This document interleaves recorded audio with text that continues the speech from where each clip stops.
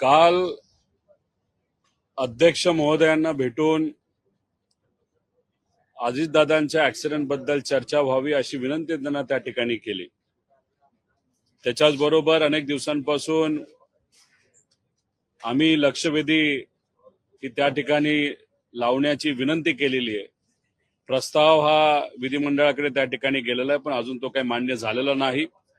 पण आज दुपारी 12 वाजता स्थगन आमचं येणार आहे अजितदादांच्या ऍक्सिडेंट आणि घातपातीबद्दल। आता अध्यक्ष महोदय या स्थगनवर चर्चा होऊन देतात का हे आपल्याला त्या ठिकाणी बघावं लागणार आहे।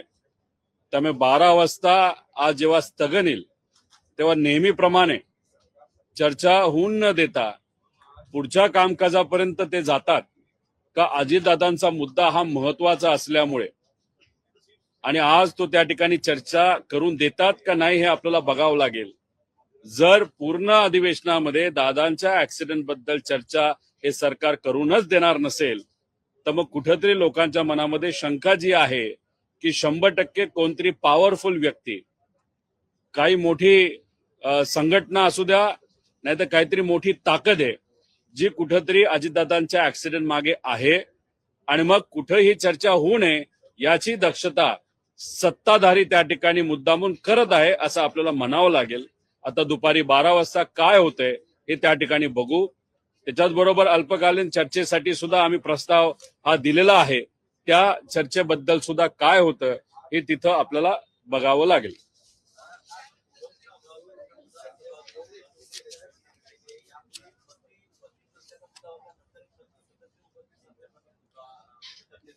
विषय असाच आहे की या अधिवेशनामध्ये ज्या पद्धतीने काही महत्वाच्या मुद्द्यांवर चर्चा व्हायला पाहिजे ती चर्चा होत नाहीये आणि मग ती चर्चा त्या पद्धतीची होत नसल्यामुळे कदाचित आमदारांना इथं येऊन चर्चा करण्यामध्ये रसच राहिलेला नाही। आपलं हे जे सेशन जिथं होतं विधिमंडळ जे आहे ते सर्वात मोठं या ठिकाणी न्याय देणारं एक विधिमंडळ आहे जिथं रूल्स अँड रेग्युलेशन हे बनवले जातात। पण दुर्दैव असं आमदारांनाच इथं येऊसं वाटत नसेल, नाही तर आवाज दाबला जात असेल, नाही तर बोलून दिलं जात नसेल तर मग कुठं ना कुठेतरी या महाराष्ट्रावर अन्याय होतो असं आपल्याला म्हणावं लागेल। एकदा मंत्री नाही म्हणून तहकूब होतं आणि नंतर 2-3 मंत्री आहेत पण बोलण्यासाठी कुणी नाहीत, आमदार पूर्ण कोरम त्या ठिकाणी करत नाहीत म्हणून तिथं तहकूब होतं। म्हणजे दुर्दैव असं आपल्याला म्हणावं लागेल की ही या महाराष्ट्राच्या विधिमंडळाची परिस्थिती आहे। पहिल्या दिवसापासून विधान सातत्यानं मागणी केली जाते की या अपघाताच्या बाबतीत चर्चा झाली पाहिजे। विधान परिषदेत सुद्धा चालढकल केली जाते, याचा अर्थ काय काढायचा? याचा अर्थ एकच आहे की VSR ला वाचवण्याचा प्रयत्न काही सत्ताधाऱ्यांकडनं तिथं केला जातोय। जसं VSR ला वाचवलं जातंय मग आता शंका जी आमच्या सगळ्यांच्या मनामध्ये होती कोणीतरी सत्ताधारीच आहे जो अजितदादांच्या घातपाताच्या मागे आहे, ही जी शंका नाही तर अशी जी काही विचार आमच्या मनामध्ये होता तो कुठेतरी दृढ त्या ठिकाणी होत चाललेला आहे। साधा FIR करायचा होता, FIR साधा या महाराष्ट्रामध्ये दादांच्या बाबतीत करून दिला नाही। CBI ला प्रस्ताव द्या अशी मागणी अजितदादांच्या पक्षाने तिथं केली। दुर्दैव असं तो पक्ष सत्तेत असून सुद्धा स्मरणपत्र द्यावं लागलं की CBIच्या चौकशीबद्दल काय झालं।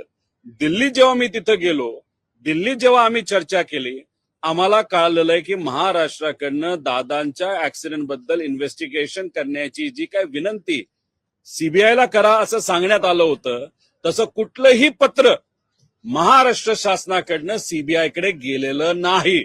म्हणजे महाराष्ट्रातल्या सरकारलाच दादांचं इन्व्हेस्टिगेशन नाही तर तपास योग्य पद्धतीने व्हावा अशी कदाचित इच्छा नाहीये असं आपल्याला म्हणावं लागेल।